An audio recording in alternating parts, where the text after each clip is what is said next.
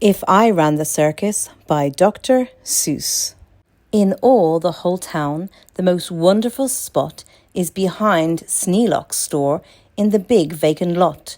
It's just the right spot for my wonderful plans, said young Morris McGurk, if I clean up the cans. Now a fellow like me, said young Morris McGurk, could get rid of this junk with a half-hour's work. I could yank up these weeds and chop down the dead tree and haul off those old cars.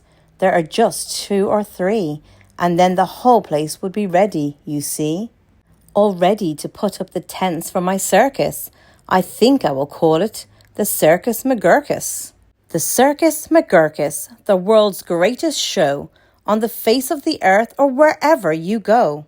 The Circus McGurkus, the cream of the cream, the Circus McGurkus, the circus supreme. The Circus McGurkus, colossal, stupendous, astounding, fantastic, terrific, tremendous. I'll bring in my acrobats, jugglers and clowns from 1,033 faraway towns to the place that you'll see 'em in, ladies and gents, right behind Sneelock's store in the great McGurk tents. And I don't suppose old Mr. Sneelock will mind when he suddenly has a big circus behind. After all, Mr. Sneelock is one of my friends. He might even help out doing small odds and ends, doing little odd jobs he could be of some aid, such as selling balloons and the pink lemonade. I think 500 gallons will be about right, and then I'll be ready for opening night. What an opening night! What a night, what a night! I'll hoist up the curtains, the crowds will crowd in, and my Circus McGurkus will promptly begin, with a welcoming toot on my welcoming horn, by my horn-tooting apes from the jungles of Jorn, where the very best horn-tooting apes are all born, 'cause the very fresh air there is fine for their lungs, and some of those fellows have 2 or 3 tongues. This way, step right in, this way, ladies and gents, my sideshow starts here in the first of my tents. When you see what goes on, you'll say no other circus is half the great circus the Circus McGurkus is. Here on stage 1 from the ocean of Ulf is a sight most amazing, a walrus named Rolf, who can stand on 1 whisker, this wonderful Rolf, on the top of 5 balls, 2 for tennis, 3 golf. It's a marvellous trick, if I say so myself. And on stage number 2, here is something quite new, from a country called Froome, comes this drum-tummied snoom, who can drum any tune that ye might care to hum. Doesn't hurt him a bit, 'cause his drum-tummy's numb. And you'll now meet the Foon, the remarkable Foon, who eats sizzling hot pebbles that fall off the moon. And the reason he likes them red hot, it appears, is he greatly enjoys blowing smoke from his ears. Of course, pebbles like this are quite hard to collect, but Sneelock will manage somehow, I expect. After all, Mr. Sneelock is one of my friends, and I'm sure he'll help out doing small odds and ends. And on stage number 4, see the Willy Walloo, who can throw his long tail as a sort of lasso. With a flip of the hip, with a tail of this kind, he can capture whoever is standing behind. He can capture old Sneelock, I'm sure he won't mind. And now here is a hoodwink, who winks in his wink hood. Without a good wink hood, a hoodwink can't wink good. And folks, let me tell you, there's only one circus with wink-hooded hoodwinks, the Circus McGurkus. The show of all shows, there's no other showman who shows you a show with a blindfolded bowman. The blindfolded bowman from Brigger Barroot, the world's sharpest sharpshooter. Look at him shoot.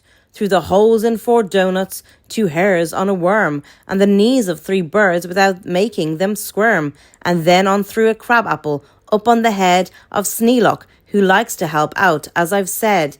And now, come to this spot where the spotlight is hot, and you'll see in the spotlight a juggling jot, who can juggle some stuff you might think he could not, such as 22 question marks, which is a lot, also 44 commas, and also 1 dot. That's the kind of a Circus McGurkus I've got.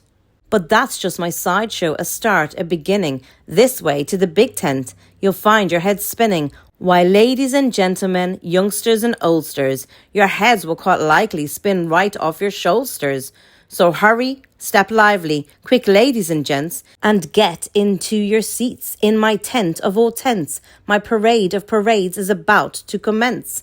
You'll see my drum major Sneelock fling flang his baton, and my organ McGorgon McGurkus come on with its hot steaming pipes of gold brass-plated tin, snorting all sorts of snorts in a bumbling din.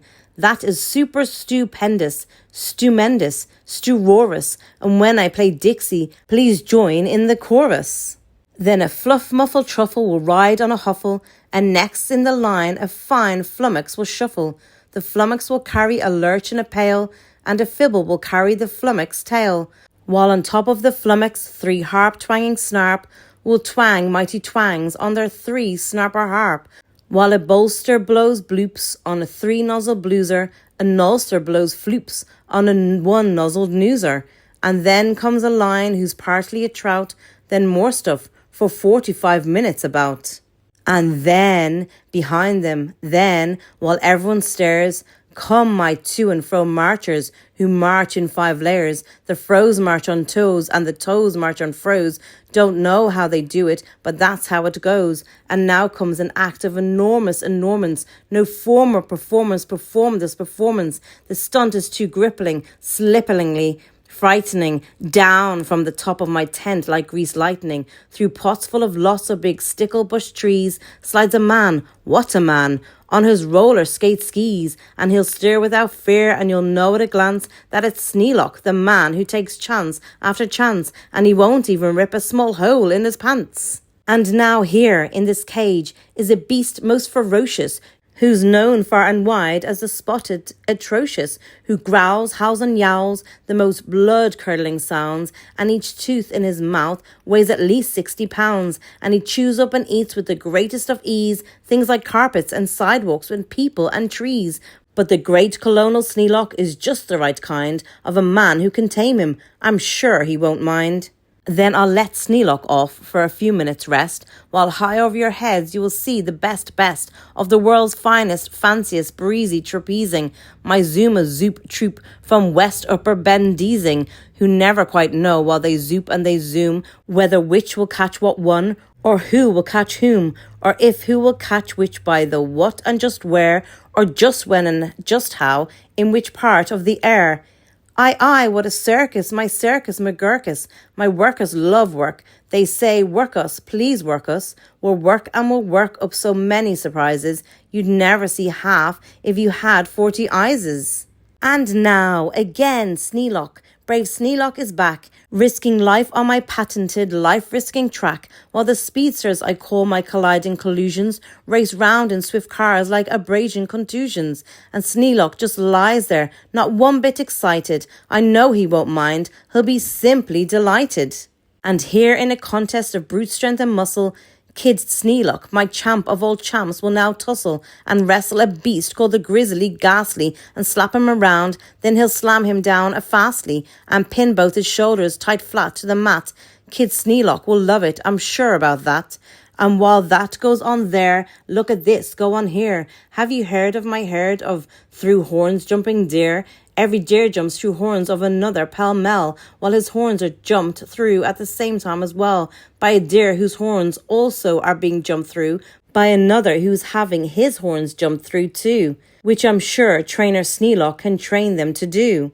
Then the whole tent will ring with hoorays and wild shouts, when I will in my wails and they turn on their spouts. First my wail number 1 with an aim that aims true, spouts a spout that spouts Sneelock to wail number 2, and then wail number 2 spouts a spout like a gun, and that spout spouts old Sneelock right back to well 1, and then forwards and backwards on spout after spout, my great spout rider Sneelock gets spouted about, just as long as the water they're spouting holds out. Then my tournament knights, noble apes without fears, Sir Hector, Sir Vector, Sir Bops and Sir Beers, Sir Hawkins, Sir Dawkins, Sir Jokes and Sir Jeers, clatter into the tent, and while everyone cheers, stage a roost about juiced with their boxing glove spears. And while all this wild ruckusing goes on below, at the top of the tent, look, the star of my show, great daredevil Sneelock, the world's bravest type.